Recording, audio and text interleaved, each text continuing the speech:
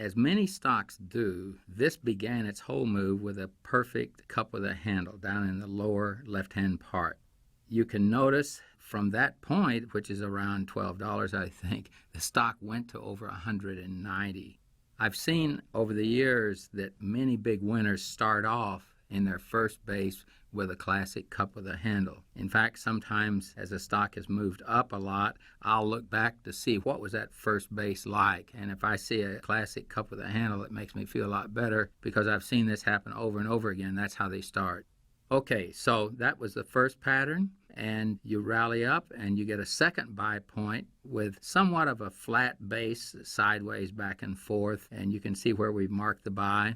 Then you run up 12 weeks in a row, and even at that extended price going from 12 to 28, you're having it go sideways 3 weeks tight, which is quite unusual. So you know that the stock is still being supported and bought even though it's had that big run up. It moves up a little further and then has a flat base, comes out of that. It bounces off of its 10-week line. This is another thing. You'll notice the red line is a 10-week moving average line. And most of these stocks are going to bounce off of that and work around it all the way up. So it's an important one to understand that you can buy a stock breaking out of a base as well as bouncing off of a 10-week moving average line. So we see the flat base, and eventually you come to a point to where you start really correcting. There's a comment here that says do not buy, and it's a 4-stage base. How do we count bases? Well, some of it we have to ad-lib a little bit, but basically your first cup with a handle was your first base.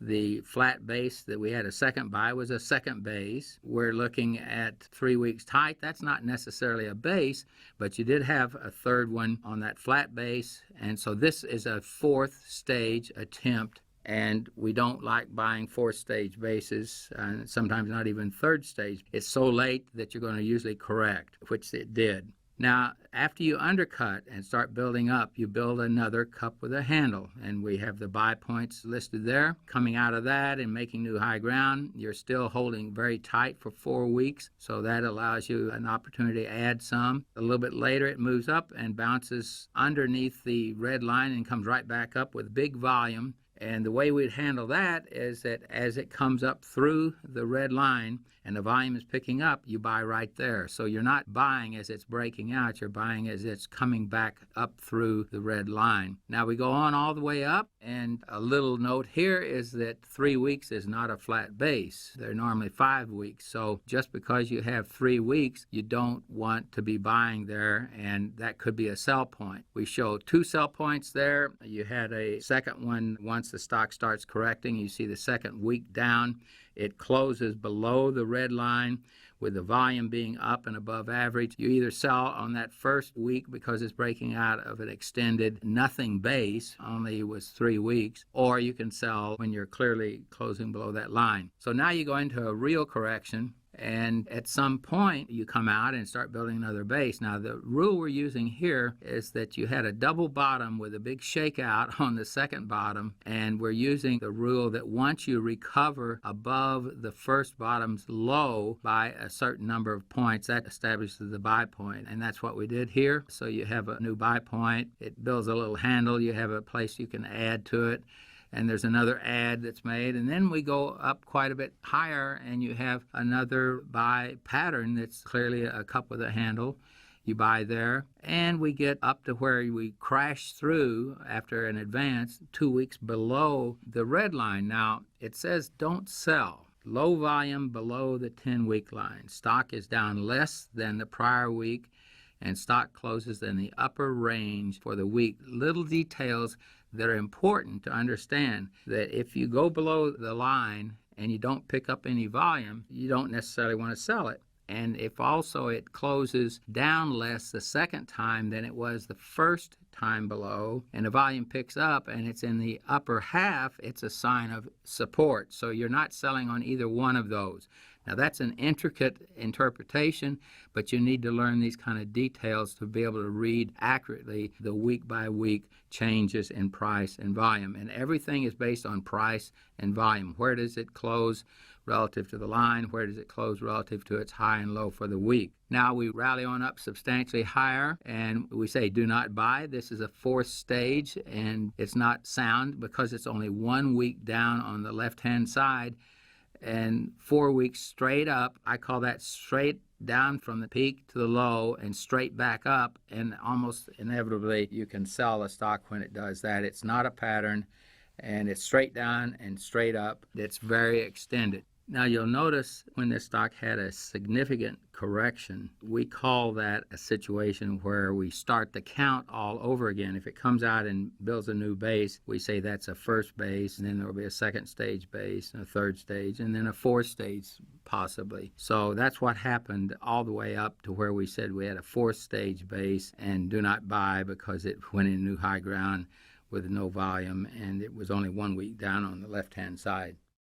Now, the Apple we just got through covering ended in March of 2008.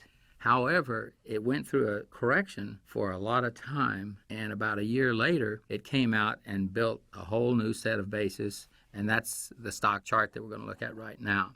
So you had a large cup with a handle. I say a large one because the measure from the peak to the low is a very high and unusual percentage. But your cup with a handle, the way it looks is what you're interested in seeing, and you can have a giant cup, you can have an average size cup, or you can have a relatively small cup of maybe only 12-15%. This one, it appears, is off probably close to 50% or so. And on the way down, on the left-hand side of this giant cup, we circled 4 weeks that close exactly at the same price every week. Now, that was circled because it indicates that there was institutional support for that stock on the way down while the general market was crashing. Everything was falling apart, but finally at some point, after dropping week after week after week, the institutions were stepping in there and buying it and buying it and buying it and supporting it. And that's what those tight closes tell you. Now, it wasn't at the bottom of the stock, but they felt that they wanted to be buying it there, and the fact that that kind of support came at that point shows you that you're in and around the bottom. You came down a little bit lower and a little bit lower, and you had a 1, 2, 3 number there showing that after about the third time down, you've kind of fooled people enough that you can now turn and go back up the other way. Livermore had a rule in his book that if you're around the bottom of a market and it rolls over and makes a new low, by the time you come back up through that first low by 3 points, and he was talking about a $30 stock, that would establish a new buy point. So we're using that Livermore rule, and we adjusted it a little bit because you're dealing with a $90 stock rather than a $30 stock. So our buy point coming off the bottom, and this is interesting because we don't always have a stock breaking out of a base going in a new high. There are ways you can buy things in and around the bottom as they're coming up. So we had 9 weeks in a row up, and it bounced off a line and finally built its handle.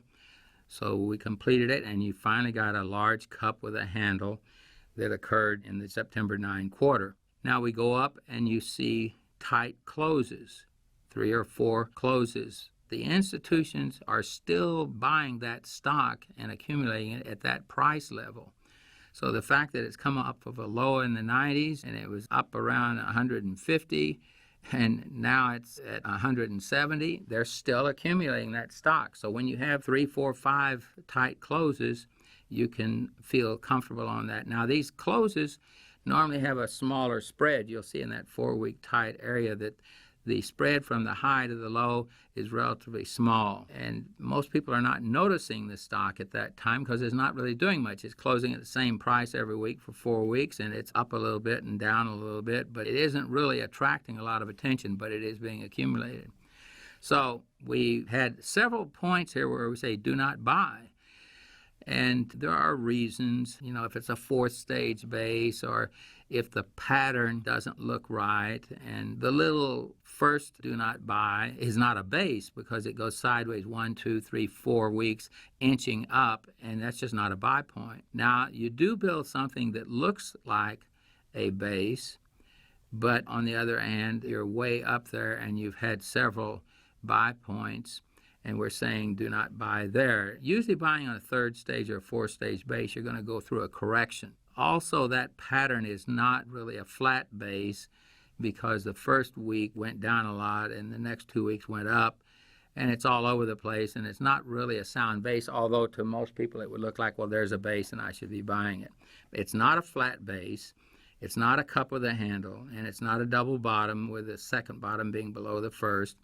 So it really isn't a base, even though it looks like it.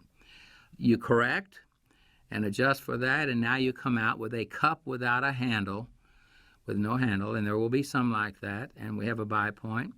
You rally up for a number of weeks, and then we really break seriously for 1 week. But what happened is that you couldn't tell what's going on until Friday got there. At the end of the week, the stock comes right back up and closes right in and around its moving average. These are tricky. You might get shaken out. At some point, though, you'll be able to buy the stock back if you did.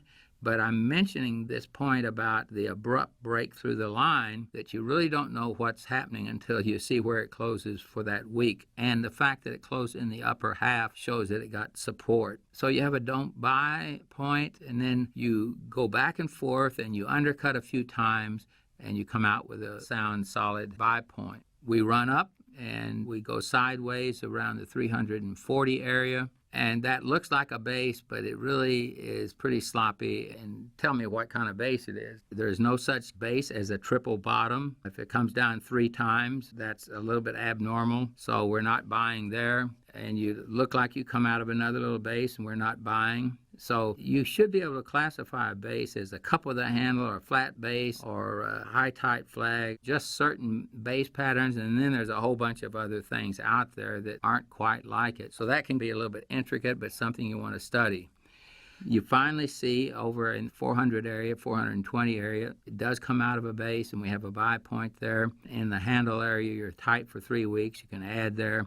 You race on up pretty steadily, and you come through it with another cup with a handle. But looking at the beginning of that cup with a handle, you topped with volume picking up dramatically, and it was the largest down volume in the last 23 months.